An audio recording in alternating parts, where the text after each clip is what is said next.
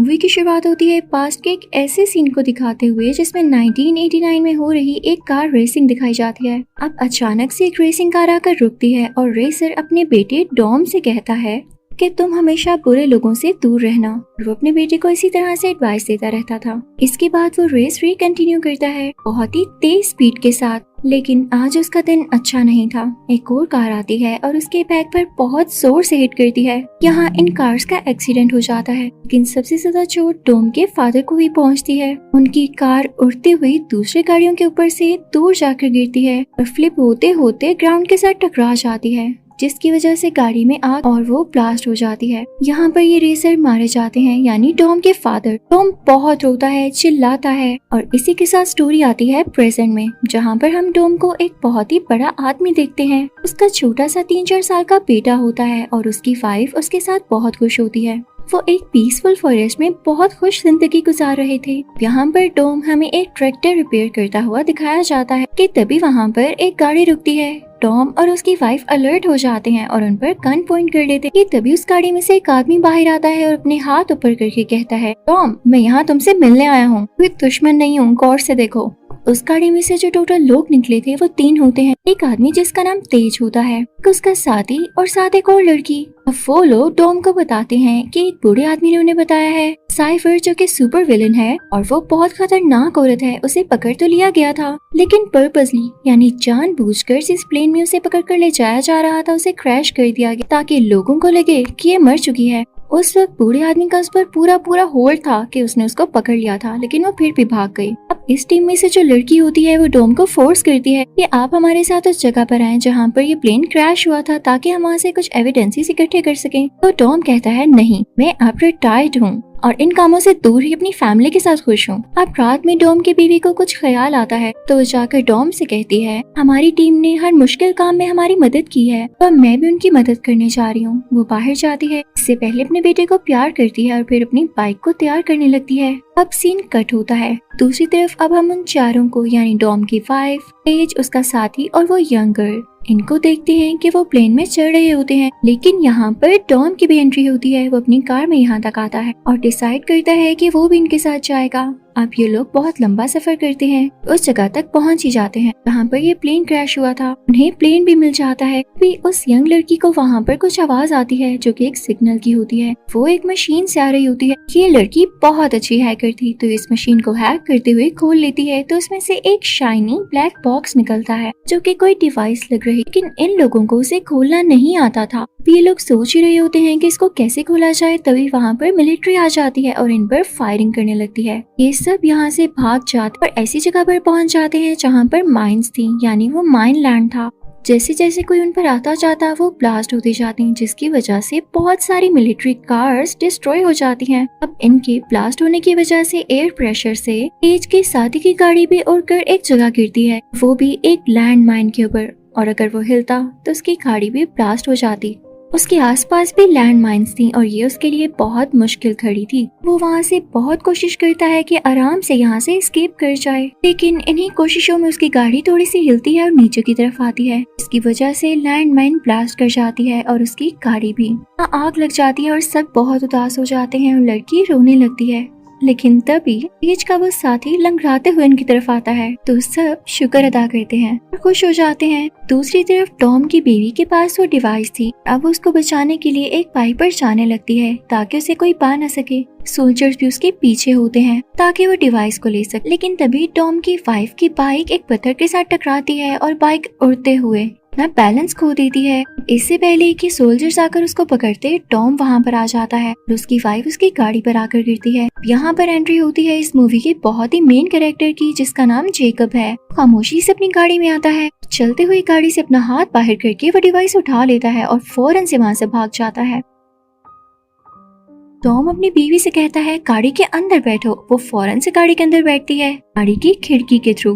अब वो लोग जेकब को चेस करने लगते हैं। टॉम बहुत कोशिश करता है कि उसकी गाड़ी के आगे निकल जाए, लेकिन पीछे से मिलिट्री हेलीकॉप्टर्स, इनका अलग ही इशू था। वो लोग इन पर मिसाइल्स फेंकने लगते हैं, इनको शूट करने लगते हैं, लेकिन लकीली कोई भी मिसाइल इनको नहीं लग पाता। जेकब अपनी गाड़ी खाई में गिरा देता है बिना किसी डर के, क्योंकि वो डिवाइस किसी सूरत में इनको नहीं दे सकता था। पर उसे गिरने से पहले ही एक प्लेन आता है और अपनी मैग्नेटिक फील्ड ऑन करते हुए उसकी कार को अपने साथ स्टिक कर लेता है। अब मिलिट्री इन दोनों के पीछे होती है, इनकी कार्स पर ब्लास्ट करने लगती है, लेकिन अब टॉम भी अपनी गाड़ी को उस खाई में ले जाने लगता है। उसकी वाइफ उससे कहती है कि आगे ब्रिज नहीं है, लेकिन टॉम उसे ट्रस्ट करने का कहता है और खाई की तरफ गाड़ी ड्राइव कर लेता है। वहाँ पर एक छोटा सा पिलर होता है जिसके साथ रस्सी बंधी होती है। अब टॉम उसकी तरफ गाड़ी ड्राइव करता है और उस रस्सी से होते हुए गाड़ी उसी रस्सी के साथ अटैच हो जाती है और फ्लिप करते हुए दूसरी हिल तक पहुंच ही जाती है। वो ओल्ड मैन इनको अपने प्लेन से वहाँ से सबको बुला लेता है। यहाँ टॉम की वाइफ सबको बताती है कि जेकब कोई और नहीं बल्कि टॉम का ही भाई है।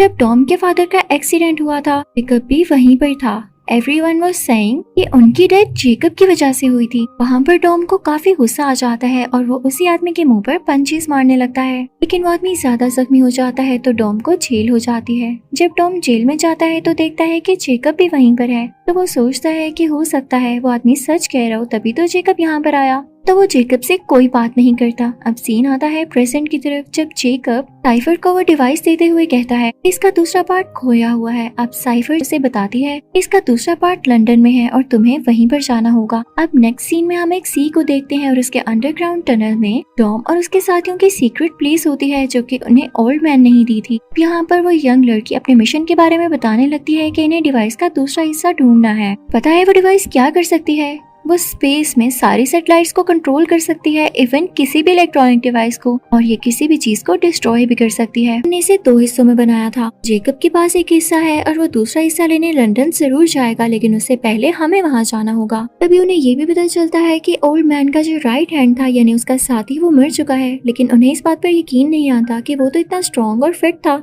तो टॉम की बीवी कहती है कि मैं वहाँ पर जाऊंगी और उन्हें ढूंढूंगी। उसके साथ एक और लड़की होती है। यहाँ पे सीन दोबारा से पास्ट में आ जाता है। टॉम अब जेल से फ्री हो चुका होता है और एक स्ट्रीट रेसिंग में जाता है जहाँ पर वो जेकब से रेस लगाने का कहता है। अब रेस स्टार्ट हो जाती है और टॉम रेस जीत जाता है और जेकब से कहता है कि मुझे इस जीत के बदले कुछ नहीं चाहिए, सिर्फ तुम यहाँ से चले जाओ और मैं तुम्हें दोबारा ना देख सकूं, यही मेरी विश है। यहाँ से सीन दोबारा प्रेजेंट में आता है।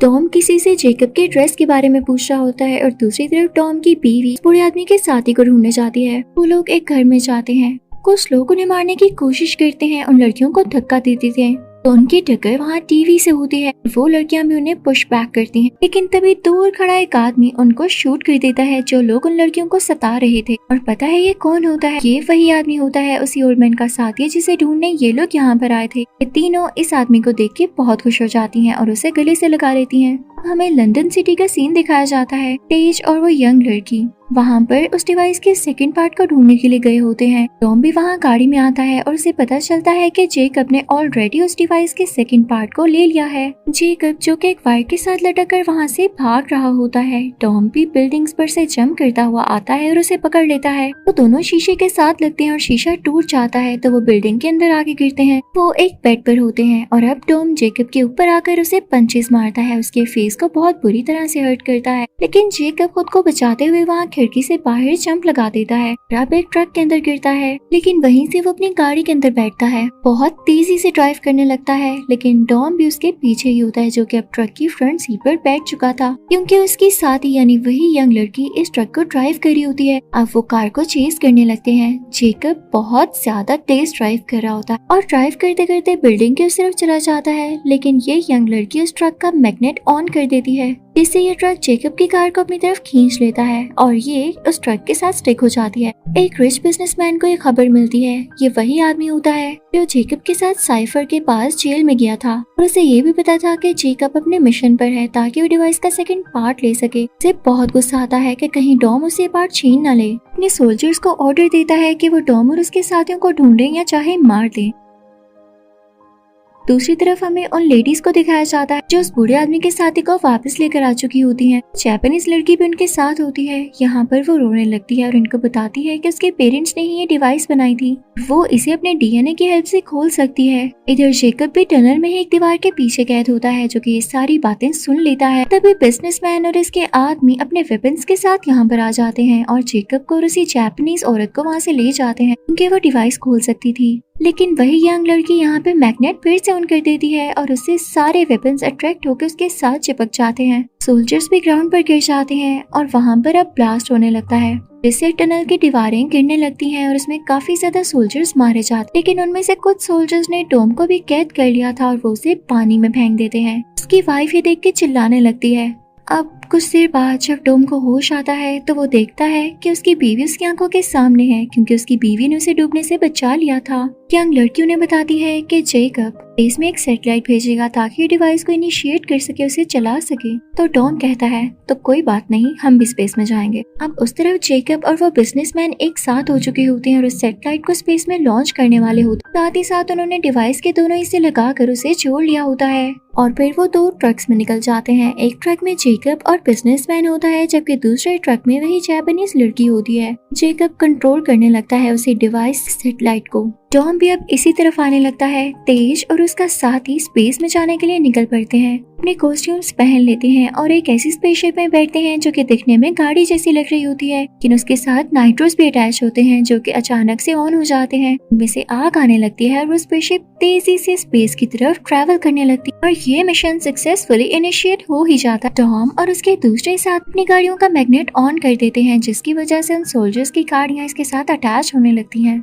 ट्रक में बिजनेसमैन जेकब से कहता है कि क्या तुम छत पर जा सकते हो, एंटीना हिल गया है और मैं कनेक्ट नहीं कर पा रहा। तो जेकब अब उस बस की छत पे यानी उस ट्रक की छत पे उस एंटीना को ठीक करने जाता, तभी एक हैवी सा आदमी उसके पास आता है जो कि उसे मारने के लिए वहाँ आया था। तो जेकब बिजनेसमैन से कहता है ये क्यों आया है और मेरी तरफ क्यों बढ़ रहा है। तो बिजनेसमैन उसे कहता है जेकब समझा करो, साइफर अब मेरे साथ है और जब वो मेरे साथ है तो मुझे तुम्हारी क्या जरूरत है, इस वजह से बाय बाय जेकब। अब जेकब और उस आदमी में फाइटिंग होने लगती है। वो आदमी उसे पुश करके बस की छत पे ही गिरा देता है। शोल्डर से एक दूसरे को नीचे गिराने की कोशिश कर रहे होते हैं कि उसने जेकब को ट्रक से नीचे धक्का दे दिया, लेकिन इससे पहले कि जेकब ट्रक से नीचे गिरकर इंजर्ड होता, डॉम वहाँ पर आ जाता है और ट्रक के साथ अपनी गाड़ी लगाकर जेकब को बचा लेता है। जेकब गाड़ी के अंदर जाता है और इस तरह से उसकी जान बच जाती है। फिर जेकब एक और गाड़ी लाता है और अब दोनों गाड़ियां ट्रक के आसपास होती हैं, यानी दोनों तरफ होती हैं। ट्रक आगे की तरफ टिल्ट होने लगता है कि ये दोनों अपनी गाड़ियों को इस तरह से आगे कर रहे थे कि ट्रक भी आगे की तरफ मूव कर रहा था और ट्रक पलट जाता है यानी फ्लिप हो जाता है। अब टॉम और वो यंग लड़की ट्रक के ऊपर जाते हैं और उसमें ग्रेनेड्स फेंकने लगते हैं, इससे ट्रक में मौजूद सब लोग मारे जाते हैं और वो लड़की भी उसके अंदर से वो डिवाइस लेकर आ चुकी थी। अब ऊपर स्पेस में हम देखते हैं कि तेज और उसका साथी काफी परेशान हो रहे होते हैं कि उनकी स्पेसशिप में खराबी आ गई थी। तो वो सोचते हैं कि ये खराब तो हो ही चुकी है और सैटेलाइट को तबाह करना इतना आसान नहीं है, तो हम इसी से सैटेलाइट को टक्कर मारेंगे ताकि ये डिस्ट्रॉय हो जाए और हमारा मिशन पूरी तरह से पूरा हो जाए। वो लोग ऐसा ही करते हैं और सैटेलाइट डिस्ट्रॉय हो जाती है। ये लोग सैटेलाइट के बीच में से होते हुए आते हैं। सीन यहाँ पर चेंज हो जाता है और हमें नहीं पता चल पाता कि ये दोनों बच पाए या नहीं। उधर हम देखते हैं कि बिजनेसमैन का ट्रक जो कि तबाह होने के बाद नीचे की तरफ गिर रहा था, वो अभी भी मुसलसल यानी कंटिन्यूसली हिल से नीचे जा रहा होता है। लेकिन तभी साइफर अपने प्लेन के साथ आती है और टॉम पर मिसाइल्स फेंकने लगती है, क्योंकि उससे ये चीज बर्दाश्त नहीं हुई कि उसने ट्रक पर अटैक किया और उसके साथी पर। लेकिन टॉम अपनी सारी पावर इकट्ठी करता है और अपनी स्किल्स यूज करते हुए ट्रक को मूव करता है उसी प्लेन की तरफ, जिससे वो प्लेन भी क्रैश हो जाता है और ये ट्रक भी पूरी तरह से डिस्ट्रॉय हो जाता है। एंड पर जेकब और टॉम एक साथ आते हैं और सुलह कर लेते हैं, जिसके बाद जेकब वहाँ से गाड़ी में कहीं चला जाता है। अब तेज और उसके साथियों का सीन दिखाया जाता है। उन्हें स्पेस में लकीली एक स्पेस शटल मिल चुकी थी, जिससे वो वापस आ जाते हैं और एट द एंड हम देखते हैं कि साइफर उस ब्लास्ट में मरी नहीं थी, क्योंकि वो उसका प्लेन था ही नहीं। साइफर तो कहीं दूर बैठी हुई थी और इसने ये ड्रोन भेजा था जो कि प्लेन की शक्ल का था, जिसे वो दूर बैठकर ही कंट्रोल कर रही थी और यही ड्रोन क्रैश हुआ था। तो न जाने साइफर अब इन लोगों के अगेंस्ट और क्या क्या करती। लेकिन इसी के साथ ये मूवी का पार्ट यहीं पर खत्म होता है।